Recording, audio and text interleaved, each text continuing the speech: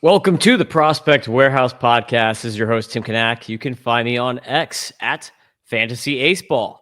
And we got John at John PGH on this one because we are going redraft catcher rankings. And some people might be like, am I listening to the right podcast? Was that the right podcast? There is a new song, and it is not Blink 182, even though it sounds a lot like Blink 182. No copyright infringement here. This is a band that John knows. So, John, talk about the song real quick. How do you know this band? Apparently, it was a friend of a friend in high school, and he was from New Kensington, Pennsylvania. And so I wasn't ever one-on-one friends with him, but a couple of my friends played with him. He was very talented. The band was called Liotta, Liotta. But we're talking like 15 years ago now, right? Like back maybe 10 years ago. I don't know. But it was one of those, he like had this, apparently he had a brother that he really didn't like, and his brother would always date these girls that he really didn't like. So he just wrote all these songs about how much he hated his brother and his girlfriends. That's what all these songs are about. I only figured that out recently when I asked him, because I've been listening to these two songs from this band like on YouTube for years. Like I keep piling up the views because they're so good. So I asked him, I was like, hey, can I use these two songs like for my baseball podcast? And he's like, yeah, it's fine, totally. And I was like, by the way, what are those songs about? Because it never made any sense to me. So that's the story with that. That song is called Florida Sunshine by the band Liotta. It's extremely good.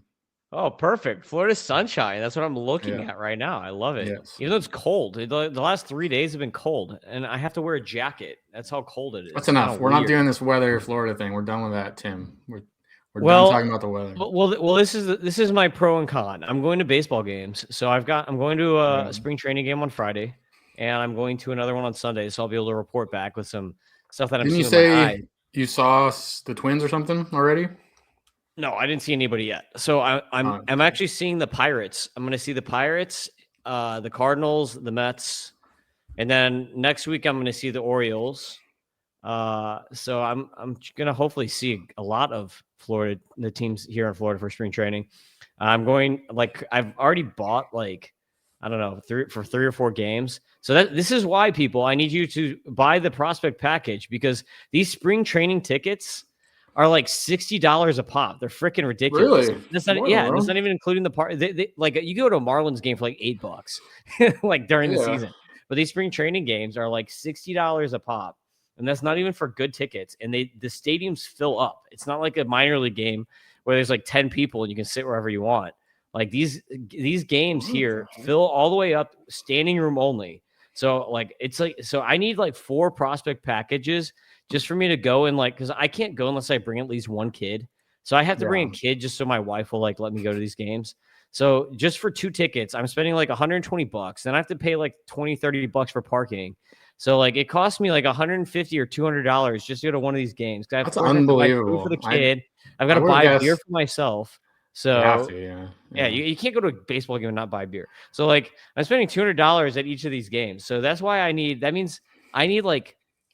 is that math wise? 7 prospect packages just for each of these games. So that means I need you to buy these people if you want me to come and report to you the little weird oddities that I can find in these spring training games about some random prospect that hits a double that looked really good that you're not going to see in the stat line, or like a super fast guy, or like an amazing diving catch or whatever, or like a pitcher who looked really good in the 7th inning. These things that nobody else is going to look at. Like you're not going to see that in the box score. What's more important is Zach Veen won. I need to tell you how ripped. I need to tell you who's looking ripped. Right? Who's in the best shape of their life? Who looks like complete dog crap?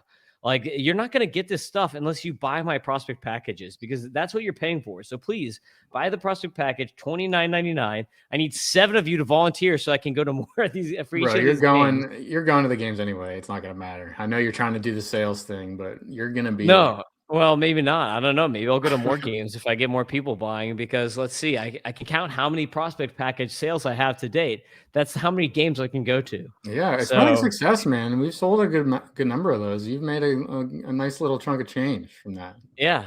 and maybe hopefully I'll have enough that I can go to all these spring training games and not lose money and at least break even. So anyway, the weather does matter. So tying this back into the weather, because I don't want to be sitting there freezing my behind off during these games. I would like it to warm up a little bit before the games. Yeah. There's Yeah, it's we had a couple days of I saw my front yard for a couple days, and now it's covered again. So we're 4 weeks from opening day as we talk right now. In 4 weeks there'll be an MLB regular season game, so it's exciting. Yes. And you need a catcher. Catchers and pitchers have reported. Games have started. So we're going to talk about catchers and redraft rankings. Are you ready, John? I'm ready. Let's see it. There it is. Tier 1. Tier 1 for redraft. And of course, this is my rankings. John's may vary slightly. It's not necessarily tier 1. It's just the first 5, right? Yes. Yeah, this is just the first 5. So my tier 1 would really be one guy. It would just be Cal Raleigh. Yes. And then I'd say that tier 2 would be maybe all these guys. Depends on I league. get. I get. Yeah, exactly. I guess tier 2 would probably be Contreras and Rice, and then tier 3 would be like Langeliers, Baldwin, and then some of the guys that we're going to see next. So Cal Raleigh definitely in a tier of his own for redraft purposes. Tier 2, Contreras and Ben Rice. Cal Raleigh, starting with him. Is he going to hit 50 whatever homers again? Probably not. Is he going to hit 35? Probably. 35, 40 home runs. I'm down for that. Like, don't draft Raleigh expecting him to repeat last year, but do draft Raleigh expecting maybe a 230 batting average with 35-ish bombs and a lot of RBI, maybe even more than last year, because now they've got Donovan hitting in front of him. So, ideally or like theoretically, Donovan will get on base more than like a Jorge Polanco. So you'd think that maybe there could be as many RBIs in there. And then people kind of forget that in 2024, Raleigh hit 34 homers and drove in 100 runs. So it wasn't. He was very good even 2 years ago. So if he finishes anywhere in between 2024 and 2025, you won't be that upset about it. You're not going to get last year, but I don't know. Do you take him in like if you're in like a 12-team league where everybody has one catcher? Do you really take him in like the 3rd round? That kind of is what it costs. I don't know. I typically just let the other people decide when the catchers go. I'm never the first one to take a catcher. I think it's actually one of the MLB DW 10 commandments, and I think it applies here. I'm not going to have any Raleigh, but depending on your league, the prices are different. Yeah, I mean, like, I would probably not get him because I think he's probably going in like the 2nd round if you want to look up his ADP. But would I take him in like the 3rd or 4th? I think so, depending on who's off the board. Because and I wouldn't look at it from like a catcher perspective. I would just look at it from a stats perspective and be like, okay, can Cal Raleigh do the same thing as like Pete Alonso? Probably. So I would take Raleigh ahead of like a Pete Alonso, even though his batting average might be slightly worse, just because he's probably going to have a similar number of home runs, RBI runs, and he's going to do that from the catcher position. So I would take him ahead of like a Pete Alonso, but would I like take him ahead of like Lindor? He's going ahead of Lindor and Churio right now. Nah, I mean, like Lindor had to get the hamate or whatever. So like, I maybe ahead of Chorio. Maybe I might do that. Actually, I think I probably would take him ahead of Chorio. Lindor is a tougher one. Probably like with the injury, there's an argument for it, but probably still not. But you might get 600 at bats with a 220 batting average, and that hurts. That really hurts. So yeah, that does hurt. I mean, like I think he's probably more like a 230 batting average than a 220, but he's been down. I mean, like he had a 211 before. So like, yeah, the last 5 years are 180, 211, 232, 220, and then that 247 last year. So, and it's not like a lot of catchers, it doesn't hurt you that much because they don't play that much, but Raleigh plays a ton. And so those ABs pile up. He's the same percentage of your team's ABs as like a first baseman, outfield, or whatever. So it really does bring you down. And there's really the best we've seen is still a couple points under 250. And nobody really expects him to have that kind of season again. So you're talking about a 230 batting average. And of course, if he gets 40 home runs, you're lapping the field at your catcher position with that. So just build around it and like add some batting average guys. Nico Horner. Get Nico Horner. See, there's for our regular listeners right there. That's the build. Cal Raleigh and Nico Horner. So next tier would be William Contreras and Ben Rice. I fully expect William Contreras to rebound. he didn't have as good of a year last year. He's not going to like that was his last year was his worst year probably out of like what the last 4 years or something. His batting average came down 20 points last year, down to 260. Only hit 17 home runs. Not great. Yeah, I mean, he still put up the counting stats. One of the great things about William Contreras is he's always going to play a lot, which is what really matters for catchers. Like that's what is the big difference between Raleigh, Contreras, and Ben Rice. Between these other guys, is those guys are going to get a ton of playing time. So Contreras is still going to play a lot. Probably still going to go 80, maybe low 90, low 90s. He's averaged more than 90 runs per year the last 3 years. So that's a boost. Yes, I'd expect him to rebound to more like a 280 batting average. So I think he's going to have a higher batting average, probably 20. You can expect 20 home runs with a 280 batting average, and 80-80. And points leagues, pretty good. I think this is right. Number 2 in 5x5 categories. I have him at number 4 below Rice and Langoliers because you might get 20 more home runs from Langoliers, Rice than Contreras, but in points leagues, Contreras plays a lot. That's locked in, and he walks a lot, so better there.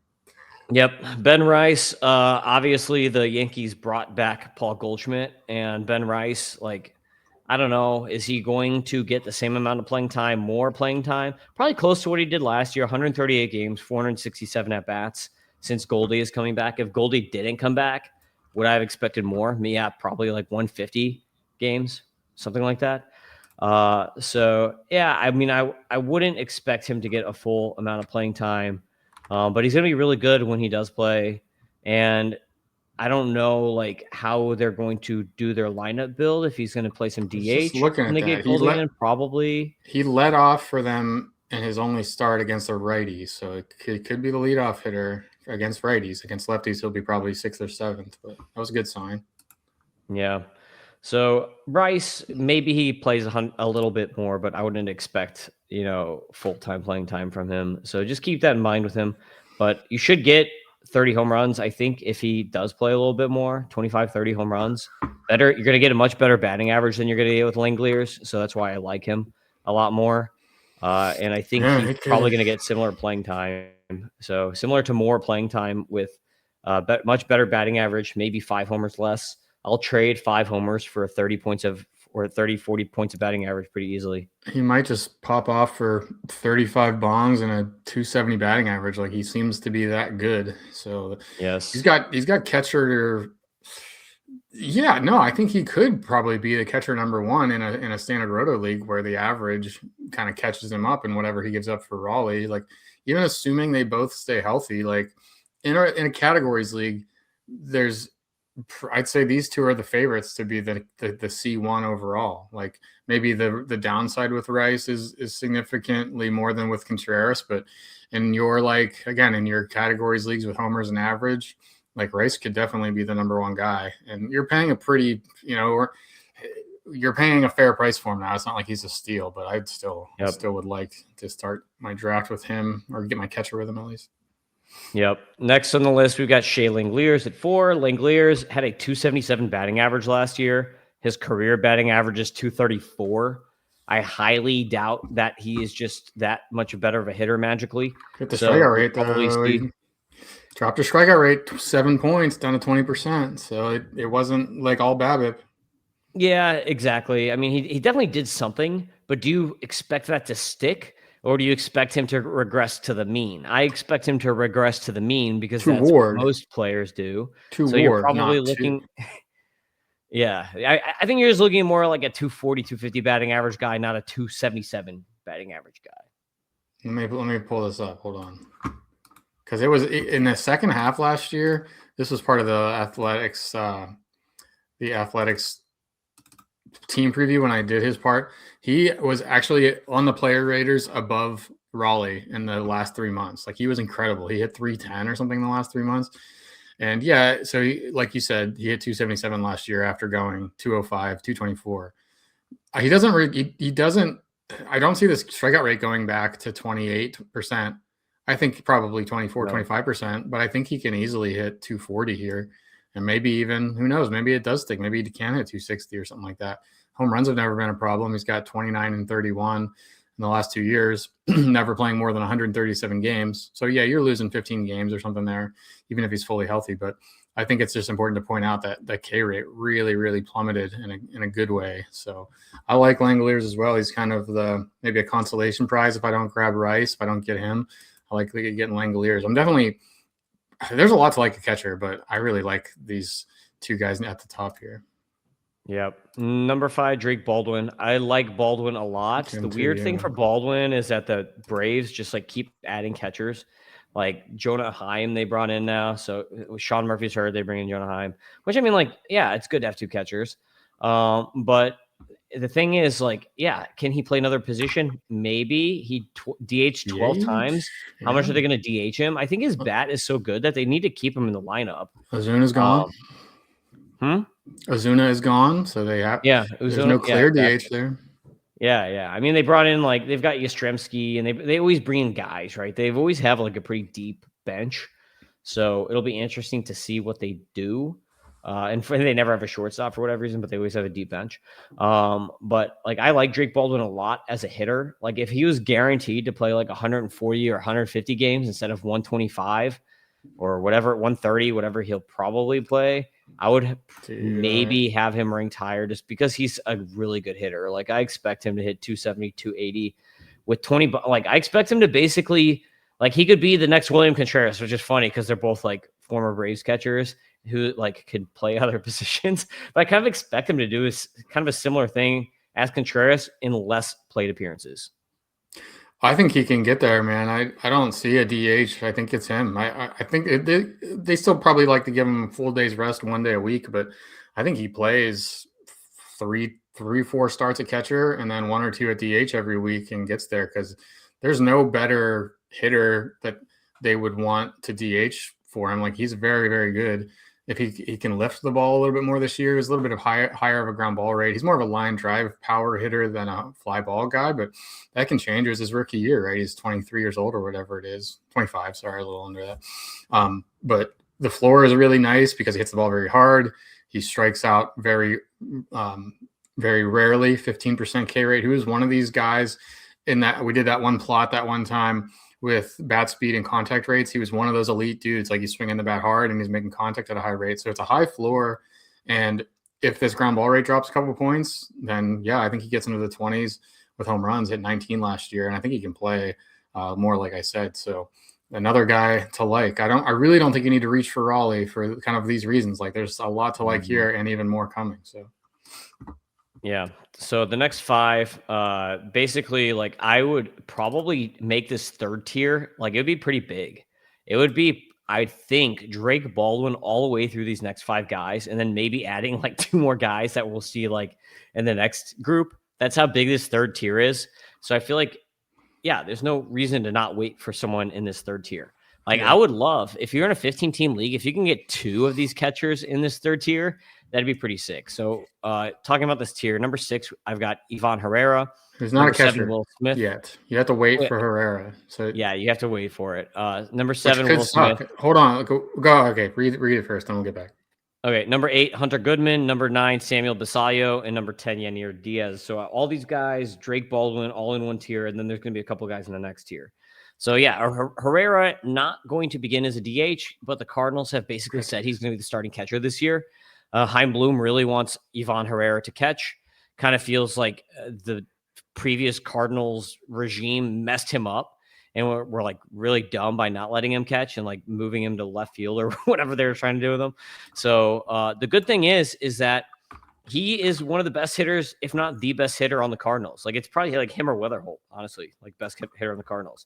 So like if he's not catching, he should almost definitely be the DH. And the good thing is that they traded Contreras. So now Burleson can play first base pretty much full time, which clears up that DH spot for Herrera. So Herrera, when he's not catching, should DH. So he should get a ton of playing time. Like as long as he's healthy, he should easily get like 140 games played and rack up like 500 plus at bats, I would say. So you could see 2025, 107 games. Like I expect him to play way more than last year. But it could take a month and a half to get catcher eligibility. If I think I don't know what the what the fan tracks rule is or whatever the most common website is for these leagues, but on ESPN, I believe ESPN and Yahoo takes 5 games, so that won't take long. But and he might already have it on Yahoo. He probably does already have catcher on Yahoo. But a lot of sites, it's a different threshold for starting the year with position. He played 14 games last year. Okay, so he was really close. But if you need 20 appearances at catcher to get the eligibility, like you're definitely not getting that in April, I don't think. So you have to keep that in mind. So check like your website, the settings and stuff, because you might be, if you draft him as your only catcher, you're not going to have a catcher. So you got to fill in for him. But yeah, 837 OPS last year for Ivan Herrera, 19 homers and 107 games. And that's an incredible home run rate. So he can hit for sure. Yeah, talk about batting average. This guy's at 286 career batting average, and even in the minors, he was a hell of a hitter. So when you tag that batting average with a guy who doesn't strike out, good plate approach, hits the ball really hard, and then 19 bombs in 107 games last year, he could pace out for a 25 homer guy pretty easily with a high batting average. And he'll probably be hitting like third or fourth in the Cardinals lineup. So tons of opportunities to get RBI as long as he stays healthy. Ivan Herrera is super underrated. Probably the most underrated out of all the guys that we've talked about so far. Number 7, Will Smith. Will Smith is always awesome. It's just like every year, I feel like he's getting a little bit less playing time. He's getting a little bit older. But the thing is, this dude is clockwork. Like, he basically does the same thing every single year. Last year, he had a really high BABIP, and he had a career high batting average, 296. Don't really expect that again, but I'd expect a 270 to 280 batting average with 20 bombs and close to 88. He runs an RBI just because the Dodgers have an amazing lineup. And he only played in 110 games last year, which was a career low. I think he did have an injury, but pretty much every year he's around 130. So like you can almost just like, if you just want to know what you're getting, like, Will Smith every year is going to be like 270, 260, 270 batting average, 20 bombs, and a good amount of counting stats. If you want exposure to the Dodgers lineup, Will Smith is a really good way to do that. He's not going to play 150 games like some of these other guys that we already talked about. So you just have to know that going in, that you're not going to get like a full gamut of games from him. And every year he seems to play a little bit less. He's not going to play 130. So in 2022, he DH'd 25 times, 24 starts. In 2023, he started 14 games as the DH. And then somebody else showed up, same name, Shohei Ohtani. And Smith has DH'd 4 times in the last 2 years. So it's completely gone unless there's an Ohtani injury, which I don't think that can even happen. I don't know if that guy doesn't seem to be able to get hurt. I think it's all fake and all rigged for Ohtani to be the savior of Major League Baseball. So they're not going to let him get hurt, but there's just no way. No, there's no path for Smith to 130 plus games unless something happens to Ohtani. So you really have to prepare for that. And I prefer just not to go there.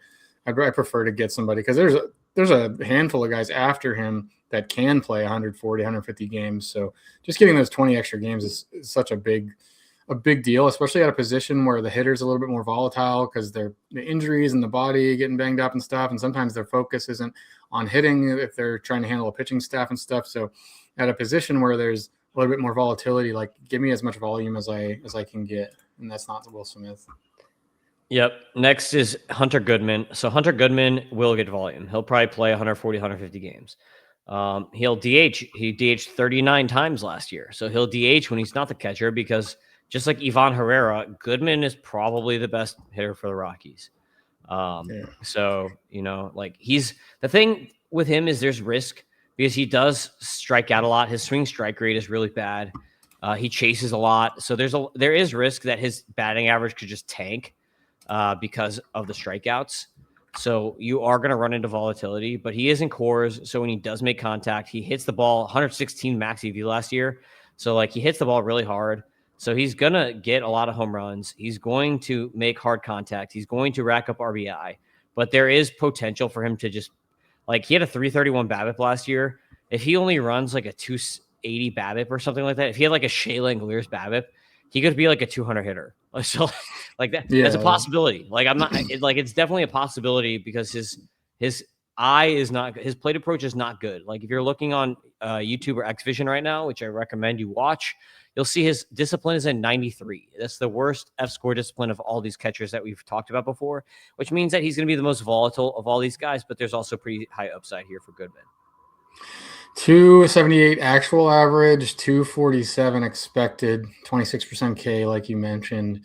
And he's a Rocky, man. I mean, how many times do we have to buy into some younger Rockies upside hitter and have them be completely terrible? Like, I know he's better than Nolan Jones and he's better than Michael Tolia, the two guys that have punked us the last couple of years, but I just would stay away from him. There's other options. I don't see the reason to take the downside that comes with Coors Field, the up and down thing. He'll be great at home, and he was great on the road. I think he hit more home runs on the road last year, but do not count on that to repeat. I mean, that seems like something that can't really happen. You can't actually be a better hitter away from Coors than you are at Coors, and a lot of times the elevation changes and stuff really just tank you on the road. So I'd go somewhere else, but hit 30 home runs last year with that aforementioned 280 average. So it can be a nice season. I just would rather take someone I feel a little bit more confident in. Yep. Number 9 is Samuel Basallo. So if you want to go with the rookie, like he is still a rookie. He could still win Rookie of the Year. So keep that in mind. 22 games at catcher last year, 2 at first, 7 at DH. I expect a bit more variance. I think he caught so much last year because Rutschman was hurt at the end of the year. So maybe he catches like 30, 40, 50 games. I doubt he catches any more than that unless Rutschman gets hurt. But he will play first. He will get DH reps because he has a really good bat. Orioles really like his bat. And keep in mind, he was 20 years old last year. Don't let his stats last year scare you. That was his first 100 at-bats. John always talks about the first 100 at-bats, a 165 batting average, but he had a 187 BABIP. So that's a pretty terrible, unlucky stretch. He did chase a little bit too much, like almost a 42% chase rate. That is not consistent with what he did in the minors. I think that, like now that he got his little debut out of the way, he'll kind of warm up, and it could be like Nick Kurtz. Like people forget Nick Kurtz. His first 100 at bats last year was not good. Like everyone just remembers Nick Kurtz like mashing and being like amazing, but like when he first came up, he was not that great. He wasn't even hitting bombs when he first came up. Basallo kind of did the same thing. So I expect Basallo to rebound really nicely this year. I think those are low, like the MLB data warehouse line here is a lot closer to what I expect, but I actually expect way more plate appearances and way more runs in RBI because they really like him. I think he gets over 500 plate appearances. I think he's probably more like 550 because what if they're going to want him in, man. What if he hits 190 in April? Like, could they give him a AAA stint to recover some confidence or something like that? Like, it seems like that is somewhat possible. But they did do it with Jackson Holiday. I don't expect that with Basallo. I think Basallo, even though they both came up as 20-year-olds, Basallo has a lot more power in his bat than Jackson Holiday, so he can always fall back on the power. So I don't really expect him to have those kinds of struggles, but there is evidence of them doing that. The Orioles are really kind of like quick to pull the trigger on some of their prospects, moving them around, not just like giving up on like Kobe Mayo, just like giving up on him. Heston Kjerstad like never even got a shot. So like the Orioles like have that track record, and they did bring Jackson Holiday back to the minors. So there is that possibility. I just am very pro Basallo, so I don't really expect it. Yeah, but a little bit more risk than, we kind of were all in love with the first 5 catchers. Couldn't really find many bad things to say, but with these last 3, Smith, Goodman, Basallo, and there's certainly going to be a couple critiques of Yainer Diaz next. Like you can definitely see her giving up some confidence levels. So more reason to try to jump in, and if you can get any kind of discount on like the guys we talked about, Basallo, Rice, Langoliers, Contreras, like that's kind of where I feel better at there, even if it does cost you more. Yeah, Diaz had a really unlucky year. So I actually bought him in our MLB Data Warehouse League, and I got him at a very good price. I think I got him for like $12 or something. And all these, like Ben Rice was like $25 or something crazy. So like I felt like I got a steal on Diaz at like $12 or whatever I got him at. But because I think he's going to rebound. 256 batting average last year was a career low, only 277 BABIP.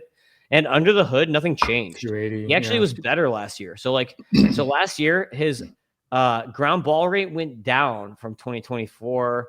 His EVs, I think, were a little bit higher. His contact rates went up. His zone contact rate went up. So I feel like it's kind of like weird, like just weird bad luck that he had last year. Because I honestly, like he had a 299 batting average in 2024. And under the hood, everything looked better in 2025 than in 2024. So, and he was a 282 hitter the year before that. So I expect him to hit 280, 290. I think that's going to rebound back. And again, another 20 homer guy.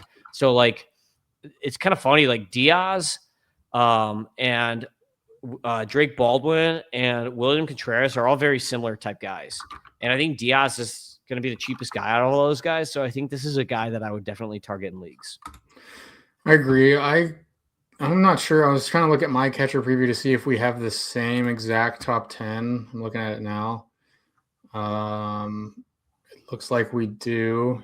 I had Salvador Perez up there and Augustin Ramirez. We'll get to this, but I drew. There's definitely a cliff after Yainer Diaz around there. So if you're in a 12-team league, 15-team league, I would get one of the guys we're talking about. And Diaz is very often the last guy there. And I think that's viable. Just like get the last guy before the big cliffs. Give yourself high floor all across the place. As Tim shows us a magic elixir for staying young. He doesn't like the old men. Yeah, this right here, you're zooming. This is from Publix. Publix is if anyone has ever been to Florida, everybody knows that everyone in Florida loves Publix. So this is Greenwise, which is the organic thing for Publix, but this is a ginger shot with a bunch of other crap in it. So let's see what kind of face I make when I take this right here. This is what I call a tease that you have to watch. So now if you're listening on the podcast, that is not a shot. That looks like now have to go to the 30-minute mark and watch what Tim's doing. But yeah, here's a shot. Actually pretty good. Sometimes these ginger shots, I'll be like, yeah, not bad. So pretty good stuff. Good job, Publix. Vitamins or something? What did you just do to yourself? This is actually the first time I've consumed anything all day that's not water or black coffee. But this is ginger root, lemon juice, camu. I don't even know what camu is. Never heard of the fruit camu before. But that's and vitamin D, vitamin C, just a bunch of crap. So my kids are sick. I got to stay healthy. Yes. Stay away from the kids. Yeah. Next 5. So Augustin Ramirez and Carter Jensen would definitely be in the same tier as the guys that I just talked about. Probably Salvi too. And then I think that's when the tier ends. So we have a tier from like number 5 to number 13. So if you're in a 12-team league or a 10-team league, I would not even worry about catcher at all. I would just pick whoever of those guys like is the last guy and not even really care and just make that my last pick. If you're in a 10 or 12 teamer, but if you're in a 15 teamer, if you're in like a 2-catcher league, then it does matter. But 10 or 12 teamer, just like literally just pick your catcher last. Who cares? So number 11, Augustin Ramirez, obviously like really good catcher, probably going to get a ton of playing time because he's like more of a DH or first baseman than a catcher. They've got Joe Mack that's going to be coming up. He caught 73 games last year, DH 63. And again, he might be the best hitter for the Marlins. So he's going to play a ton no matter what. Just like Herrera, just like Goodman. He's like one of those guys. 136 games last year, plus 19 games in the minors. So when you add that in, he basically played a full game. Like he basically had like 5 days off the whole year last year. But he went 21 home runs and 16 steals. You could get a catcher here who goes 2015, 2020, something like that. So he's a lot of fun. It's funny that he is the catcher for steals. He's the only guy. I think Kyle Teal maybe too. There's like Carter Jensen will steal too. There's 1 or 2 or 3 that project for double-digit steals this year. Jensen doesn't have a big playing time projection, but your F speed score here is 86. I think that's probably because he's not actually like fast. He's just willing to run. Yeah, he's a good runner too. 16 steals, only caught stealing 3 times. So yes, he's not fast. He is just a really, really good base runner. So like he might only have this, like he might only do this for a few years. Like for Dynasty, I wouldn't be expecting Augustin Ramirez at age 29 to be jacking 15 bags. But he'll probably get like 8, 9, 10 just because he's smart. Like Yadier Molina used to get like 8 steals, even though he's like the slowest guy in the history of baseball. Like that guy's slower than like a bowling ball or whatever. I turned on I got a GameCube, a Nintendo GameCube. I turned on MVP 05. I'm not a gamer, but I was, I played when I was 12 years old or whatever. I was playing MVP 05 a time, and I have it. So I just turned it on the other day. I put on Cardinals versus Red Sox. I was the Red Sox in pitching, and I saw a young Yadier Molina back from the 2004 rosters. He didn't even have a picture, but there he was. On the screen is a pre neck tat. Yes, he was a much different looking guy. Augustine Ramirez's batted ball profile on the screen from the main MLB Tableau dashboard. 108.3 90th percentile EV on fly balls. So we see a lot of these guys that have high exit velocity numbers, but they don't get that in the air. Well, a lot of it will be on ground balls, but no problem for Augustine. I mean, the power is, he hits the ball really, really hard. There might be some inconsistencies. Maybe the league will adjust back. Maybe he'll chase a little bit too much. Maybe it won't be like week in, week out production, but the homers are going to be there. He hits the ball super hard. So he should hit for a higher batting average too. Only a 231 batting average. He had a 253 BABIP. In the minors, he was running like 300 BABIPs. Yeah, so 270 expected last year. Yeah, that makes a lot more sense. Like he should be running probably a 280 or 290 BABIP. As a catcher, he's not as slow as like a Shea Langoliers. So yeah, I expect him to hit probably like closer to 250 or something, 250, at least like 250, maybe 260 even if he has a good year. And if he does that, that also means his home run totals are going to go up. So you could expect for sure, like a best case scenario might be like 25 homers, 26 homers with like close to 20 steals with like a 260 batting average. Could be sick. And a ton of runs and RBIs because he's going to play a lot. He could be tier 1 next year for sure. I fully agree with the strategy of waiting at catcher, grab one of these guys, see what you have, because we'll even go another 5 or so and there'll still be guys you're like, well, if everything falls apart, I'm okay with these guys. Like, that's not horrible. Where in past years, it's been like there's 14 viable catchers, and after that, it's done. There's probably 20 viable ones now, but we'll see. Yeah. Next on the list is Carter Jensen. So Carter Jensen, talk about steals. He had 10 steals in the minors last year, 20 bombs, 3 bombs in the majors. So 23 bombs total, 10 steals in the minors. And in 2024, he had 17 steals. And he's good on the base paths. So last year, 10 steals, 1 caught stealing. And 2024, 17 steals, only caught stealing 3 times. And the year before that, he had 11 steals. So this guy also runs. So I'd expect 10, 15 steals from Carter Jensen as well. Carter Jensen hits the crap out of the ball. This guy has a really, really good average exit velocity. In the majors last year, 95.4 average, and in the minors, 94. So he very consistently hits the ball hard. And I would not be concerned with playing time for him because the Royals have Salvi and they have Jensen, but they're just going to swap. Like Carter Jensen last year, after he came up, 10 games at catcher, 9 at DH. So I kind of expect these guys to just kind of trade off a little bit. And then Salvador Perez, 92 games at catcher, 38 at DH, 30 at first base. So like if Vinny P is healthy, then like probably, that first base number will go down. But I kind of expect these two guys to just be a catcher and DH more or less every game this season. What if he doesn't hit though? I mean, at least on the screen is his short. I know you think that every prospect will be just fine and be exactly what you think they are, but I don't think that's the reality. The good news is 69 plate appearances last year for Jensen in the majors, a 351 expected batting average, a 17% K rate, and 941 OPS. So hit the ground running. I don't fully buy it until we see like a full season plus of a dude. So I'm not, but I don't know. He checked every box. And like you said, hit a bunch, hit the ball hard, really looked the same in the majors as the minors, and it was all really good. Roster resource, for what this is worth, has him as the DH. So your idea of DH catcher rotation between him and Salvador Perez, like that's all probably the most likely outcome, but just a little bit of hesitation from me because we've seen it for 1 month, basically, so I need a little bit more than that, but all the prospect people love this guy. Skills seem to be there. Yeah, he's got a 50 or 55 hit tool, I think. Contact skills are like 77% contact rate, but zone contact is really good. So like 84 to 87% zone contacts is what he was rocking. So like he makes contact when the ball is in the zone, and that's what's important. He doesn't chase, so really good plate approach too. Unlike some of the guys we were talking about, pretty low strikeout rates, and pretty low swing strike rates. So I like him a lot. I think you have him above Salvador Perez. Salvador Perez is behind him for redraft. We're talking about redraft. Yeah, I don't care. Yeah, Jensen's, I think, is going to hit for a better batting average. He's not going to hit for as many home runs, and he's also going to throw in 10, 15 steals. So, it's nice to get some steals from a catcher.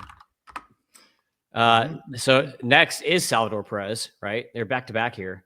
So Salvi, he's going to just keep being Salvi. His batting average is going to get worse every year. He's going to hit for less home runs probably than last year. 30 home runs last year is the most that he's hit since 2021 when he had 48. So I'd expect more like 25 homers. So maybe Jensen hits 20 and Salvi hits like 25. And then I expect Salvi to only hit probably like 250, something like that. Whereas I think Jensen could be like a 270 hitter. And then so when you compare these two, I think that Jensen's going to hit like 20 points higher, have 10 more steals, and maybe have 5 less home runs. So that's kind of like why I like Jensen better. But both of them are going to get a ton of at-bats. Salvi always gets a ton of at-bats. So how many games? Like, yeah, 155 games last year is crazy. This guy, 155 games pretty much every year, except for like what 1 year he was hurt. 2022, he got hurt and only played in 114. So this dude is like basically Cal Ripken Jr., a catcher. Like you're not gonna a catcher's never gonna play every single game, but if anyone it was putting up a Cal Ripken type season as a catcher or a career as a catcher, it would be Salvi because this guy's been an Iron Man. Yeah, maybe who knows, any kind of like little knee injury or something. Maybe he just becomes a full-time DH, which would actually be pretty sweet for fantasy leagues, where you don't have to deal with him squatting down and stuff. But the age is a question, and this wild approach. I mean, he's like the 3rd or 4th highest swing rate guy, chase rate guy in the league every year. And that would bother you if he were 24, I guess. But when he's been doing it for 12 years, whatever it's been, 10 years, and it's never been a problem, I guess you just shouldn't worry about it. But how does that age? How does like a super aggressive swinger age? Do they age worse? Not good. Usually not good. He's actually been pretty surprising because 45% chase rates. Like you'd expect him to age like Javier Baez, right? Yeah. Like Javier Baez had a similar chase rate. Ozzy Albies has a similar chase rate, and those guys did not age well at all. They just went to trash. But the thing is, they never had the power that Salvi has. And the thing too to remember is even though he swings a lot and doesn't walk, he's also not striking out a lot, and he's a catcher. So this guy is literally watching, like catching every single pitch. Like this guy knows pitches. So like if anyone knows why is he chasing going to be coming, because this is why is because he's a guess hitter. He as a catcher is very well studied. He's very smart. So he studies his opponents. He knows his opponents. He knows what pitches they throw better than any other hitter that is going to be in that lineup. But he still swings them wait when they're out of the because zone. He's waiting for his pitches. So like maybe he doesn't know which one's coming, but he knows what the guy is throwing, and he knows what he wants to hit, and he knows what he can actually make good contact on. So that's the difference between him and like a Javier Baez, who's just a complete guesser, is that like even though Salvi is guessing, he's at least making an educated guess, whereas Javi Baez is just making like a backyard baseball guess. Yeah, the swing rates last year. I always find those kinds of guys interesting. I don't know. I'm always talking about swing rate. Last year's swing rate leaders: Jake Mangum, 62%; Pete Crow Armstrong, 60%; Yainer Diaz, 60%; Cedon Rafaela, 59%; Castellanos, Merrill, and Perez behind it. So top 7 in swing rate, but he makes it work. Again, this isn't something new. He's been putting up big numbers with this same quote unquote problem for a long time, so nothing to worry about. Yep. Cool. Next, we have Gabriel Moreno, who is the start of what I would call the next tier. So this would be like tier 4. Would run, in my mind, from Gabriel Moreno at 14 to Kyle Teal at 19 is kind of how I see this tier. Fallback options in a 12-teamer, I suppose. Yep. So Moreno obviously is going to get you batting average. He's a smart hitter. The guy has some injury problems. I don't really think he has much power. Like you see a 90 F power. So despite him, sometimes showing power, he's never been able to steal in the field. 2024, 97 games, 2025, 83 games. The guy's always hurt. He's a really good hitter when he's in the lineup. And he's like way better than like a Keibert Ruiz, for instance. But if you extrapolate his power from last year, I don't think he's like a 20 home run guy. Because someone might say, oh, if you just get a full season of Moreno, if you just take his games play times 2, that's 18 home runs. I don't think he's that guy. I think he's like a 15 home run hitter, 15 home run hitter who can hit 280.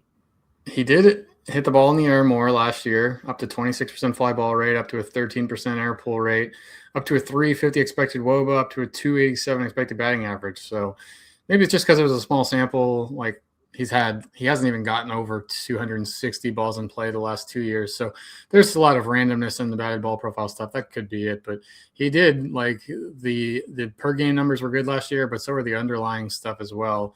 And he's one of those guys that hits for reliably high batting averages, high contact rates, pretty good exit velocities. So if he does hit 17 homers, you could be looking at a 280, 290 hitter with kind of a normal amount of home runs for a catcher. So I like him. I don't think you need to worry about it in a 12-team league like we've been talking about. We're kind of past that. There's all kinds of better options, but I think he's a pretty safe dude to fall back on or for a second catcher. Yep. Next on the list is Ali Rutschman, who's a surprisingly 28 years old now. I can't believe he's that old. I feel like he should be younger, but I don't know. Last year was injury plagued for him, and he's never really been the same guy since he was. 2023 was a really good season. 20 home runs, 84 runs, 80 RBI, 277 batting average. He hasn't been that guy at the plate. While he's been really good defensively, his power has never really lived up to the potential that everyone thought he had. When he first broke out, when he was a rookie, he had 13 home runs in 113 games, then the 20 home run season, and then his power since then has downtracked. So like F scores reads him only a 91 power. So his power really isn't that much better than Moreno. People are going to draft him thinking that he can be like this huge power guy, but I just don't think he is. Oh, look at this. You're going to here we go. Adley Rutschman working out in the snow. That's where it all went downhill for him. This was right when his career fell apart, when he posted this lame video of himself doing weird, what are these even called? Like rotations. He's for those not watching, he's shirtless in the snow. I got to play that again as we go to, there we go. We're falling apart. Now we're showing competitors podcast. He's shirtless in the snow out in his driveway or street in front of his house doing, what are these called, Tim? He's got a plate and he's doing crunches. I don't know. I just call those twists or rotations or whatever. Like I do the same thing, but it was the lamest thing. I don't do it shirtless in the snow. And with a camera on. Hey, he got his friend to say, "Hey, come film me doing these. Like this doesn't look like good form. This looks like a mess to me." This was 3 years ago, but it's not a coincidence that his career pretty much took a dive after this. This was so lame. Your back is not supposed. When you do that, your back is not supposed to be flat on the ice. You're supposed to be like on your butt, bouncing only on your butt. And then you twist back and forth on your butt. I've never seen anyone lie on their back like that. It's pathetic. So there you go. Okay, that's why Adley Rutschman's not good anymore, and that's why he's just subpar. But yeah, that's basically what he is. And if you're in a points league, he still has good plate skills. But like for non-points leagues, I'm just not drafting Rutschman, to be honest. Yes, too expensive. Next, we got 16 Logan O'Hoppe, 17 Tyler Stevenson, 18 JT Real Muto, 19 Kyle Teal, and Tier, but 20 Austin Wells. So I think, John, that Logan O'Hoppe, because I already mentioned, I think that the best value in that first grouping is Yanier Diaz. He's just going super cheap. Like literally, he's going cheaper than Carter Jensen, and like he went cheaper than Carter Jensen in our 30-team league. So like Diaz, I think is the best value out of that last tier. I think the best value in this tier is Logan O'Hoppe. Logan O'Hoppe in the past has had ridiculous power. There's actually like video of him just like destroying balls. See, that's an impressive video. He's shirtless. The dude actually looks pretty built shirtless at drive line, like blasting bombs. So there's a pro shirtless athlete video there for Logan O'Hoppe. The dude is ripped. But I think he's going to rebound. 213 batting average last year, only 267 BABIP. Kind of crazy. The dude has always smashed baseballs. I think he could basically be like there. See, now that's an impressive shirtless guy right there. No homo. But I think Logan O'Hoppe is going to rebound. I think you could get like Shailene Gleer numbers from him this year. I'm glad you popped the seal. I've been so close to saying no homo in this podcast so many times. So I'm glad you were the first one to do it. So yeah. I don't know. Put a shirt on, man. Like people are filming. Maybe you didn't know he was being filmed in this. That's fine. If you like to do your. He looks like he could be Tyler O'Neill's little brother. Doesn't he look a lot like Tyler O'Neill? I feel like he does. He does. I'd trade bodies with him. Fine. Also no homo, but I get it. It's just a lot of strikeouts, bad team, bad results. But yeah, there's power. 19 bombs in 119 games. I think that if he just kind of positively regresses in the BABIP department, you have a 240 batting average with close to 30 bombs. So I feel like he's just your poor man Shailene Gleers, really. He is free in drafts for sure. You can use your last round pick on him in a standard league. Yep. Tyler Stevenson is kind of like a very average guy. I feel like Stevenson is a nice catcher too in leagues because he's going to put up a solid batting average. Last year, 231 batting average was actually kind of rare for him because he's a career 261 hitter. So I think you can kind of bank like a 260 batting average if he's healthy with like high teens home runs and maybe like 60 or 70 run, like low 70s runs and RBI total. So a very solid player when he's healthy. He does have injury issues, so just keep that in mind. But he is a really good hitter. So if you want a good hitter in the Reds lineup, good ballpark, like I think he's a very solid catcher 2 option. I actually think he kind of changed last year. I think he started selling out for power because his fly ball rate went way up, his ground ball rate went way down. He made less contact, and the home run rate came up. So I don't know, maybe not. Maybe it doesn't necessarily have to be this. He struck out way more, like we said. It just seemed like he kind of did this. We talked about last time the Joey Votto thing where, okay, I'm just going to maybe hit as many home runs as I can and try to stick in the lineup like that. So I don't know if the average is going to bounce back, but if it doesn't, then the home run should be there. So he'll do one or the other. I think, like you said, this isn't. This is like a catcher 2 option or somebody to stream if you if you have a guy that gets hurt or something like that. But I did notice something that might have actually been an approach change for him last year. Yep. So I put him ahead of Real Muto just because Real Muto is older. Real Muto is definitely losing power and speed. So like while he's still a pretty solid hitter, like he'll probably be to me like, and he still runs high BABIPs. It's kind of crazy. Even last year, 321 BABIP for an old guy. Like he's gonna be 35 next year. So last year, at the age of 34, he had a 257 batting average, 12 bombs, 8 steals. It's not bad, but at 57 runs, 52 RBI, that's not great. Counting stats wise, can he do better than that? Maybe, but the year before he still only had 50 runs and 47 RBI. So like, I think Real Muto is definitely post peak. I don't think he's like off the cliff yet, but it wouldn't surprise me if he has like a 240 batting average next year with a similar home run and RBI total.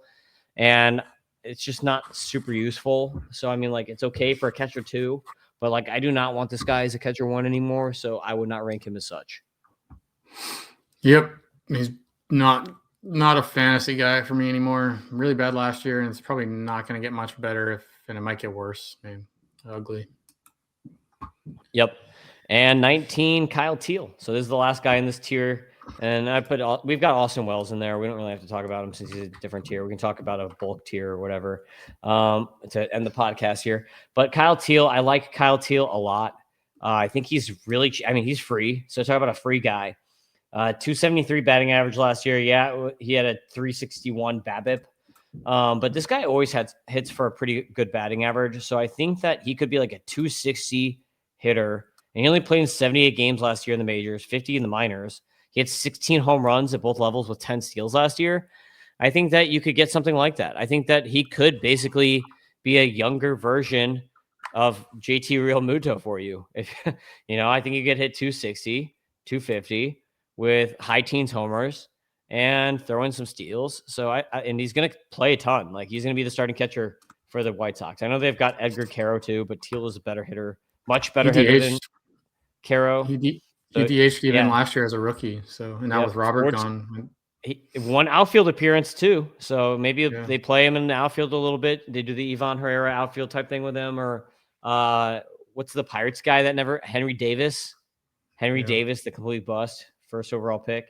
So Kyle Teal could be pretty solid for you. Catcher 2, like the dude's gonna play. So did he might have led the league in sweet spot rate, or I guess he didn't have a lot of. He's got good EVs too. 113 max is pretty solid. So kind of sneaky power. Right. If you set a pretty low minimum, he had 178 balls in play and led the league in sweet spot rate at 48.3%. That wouldn't qualify typically, but he was actually 2 points ahead of Mike Trout, who was number 2. So he was hitting line drives like at an elite rate. Unsustainable, unrepeatable, but it's a good skill. There's some skill there. So a high BABIP should repeat a high BABIP.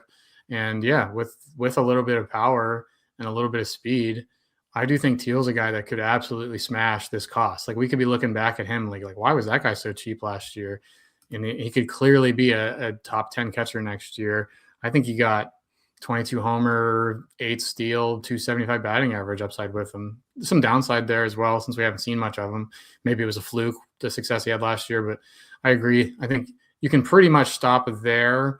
Maybe we should probably hit on a couple more guys, but you can for your standard 12 team, 15 team leagues, that's pretty much all you have to know if you're only drafting one catcher.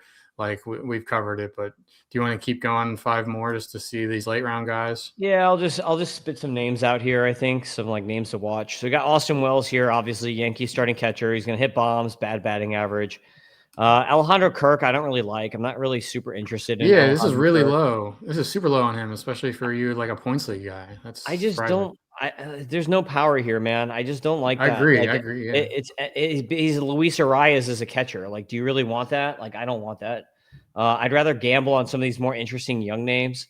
So, like, 15 home runs last year. I don't think he's going to do that again. Like, I think that's his max. Like, that's his best season, I think, last year. So I just don't expect a repeat.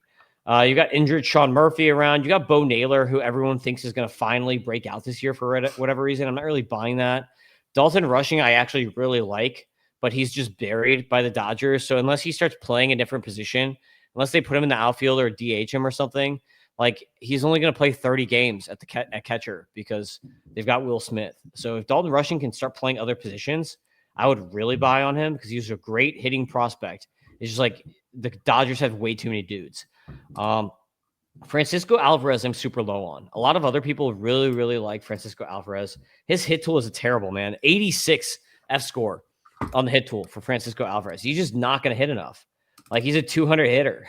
Like, yeah, he's got power, but to me, he's a 200 hitter. So I don't really like Francisco Alvarez. I know a lot of power, though. He's a lot of power. He's got 30 home run power. Yeah, he does, but you could have a 180 bat. Like, he could have a terrible, terrible batting average. Like, he could be Cal Raleigh. How old is he, Tim? 24? He could be Joey Gallo. Yeah, he could, but there is a large upside because if you're hitting 35 bombs as a catcher, you're a top 5 dude just from that. So this is too low on Alvarez. You don't have 68% contact rate. He's been hurt. He had a couple broken bones last year. I mean, every year he's been terrible. His best contact rate ever is 73%. So he has a 30 hit tool, dude. I'm just not buying it. He's got a bad hit tool. I'm buying it. I am buying it. We need another bet. Fun with that. Put it on the imaginary bet board. Over 25 homers for Alvarez. All right, we got Moises Ballesteros, who's basically your cheap version of Alejandro Kirk. Could do the same thing for much cheaper. And actually could get just as much playing time if the Cubs actually do make him the full-time DH. So kind of interesting. Joe Mack could be the starting catcher for the Marlins. I got to hear about him. Tell me about Joe Mack because I think Ramirez might get moved full-time to DH or first, right? And that puts Mack in there, and he's a good power bat. Looks like bad discipline. So Joe Mack is a very defender. He's known to have like a 6-year 70 glove for a catcher. 21 bombs in the minors last year. 24 the year before that. Not the best batting average. So I would expect kind of like, again, I keep going to this, but the Shea Langeliers type profile. He's probably a 230 hitter, but he could hit 20 bombs as a 230 hitter, and he should play a lot because the defense is really, really good. So they're going to want him behind the plate. Yeah. So he should probably be like I would not be surprised if he breaks camp because he had a full season at AAA last year. So he could break 23-year-old too. So he could break camp. And if he does, like he could get 120, 130 games a catcher. So really nice. Fantastic draft champions pick. He's a target. For sure. I agree. Also, further down the list here, we got some boring names. We got like Patrick Bailey, Edgar Caro, Henry Davis, Keibert Ruiz, Ryan Jeffers. Some names that I do think are kind of interesting for this year. Harry Ford and Jefferson Caro. So Harry Ford is on the Nationals, and apparently the Nationals said that they're going to put him against Keibert Ruiz. Like, he has a chance to win the starting job. They traded for him. So he came over and from the Mariners. They traded a very good reliever, like their closer last year, actually, for him. And in the minors last year, Harry Ford, he's been around forever, so there's a lot of prospect fatigue on him, which makes him kind of cheap. But the dude is only going to be 23 this year. And last year in the minors, he hit 283, 408, 460. So really good plate skills. This dude always walks. 16% walk rate in the minors last year, only a 19% K rate. He's always walked at every single level. and 16 home runs, 7 steals. So I love this guy for points leagues, and that's only in 97 games. So you could have like a 2010, 20, and he had even in 2024, John, he had 35 steals. 2023, 24 steals. 2022, 22 steals. So you could maybe have like a 15-15 or 20-20 catcher here if he wins the job.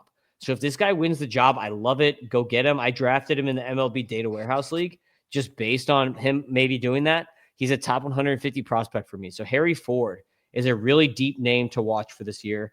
Jefferson Caro with the Brewers also really good deep league name. If something happens to Contreras or they want to DH Contreras more, Caro could be that guy to come and fill in.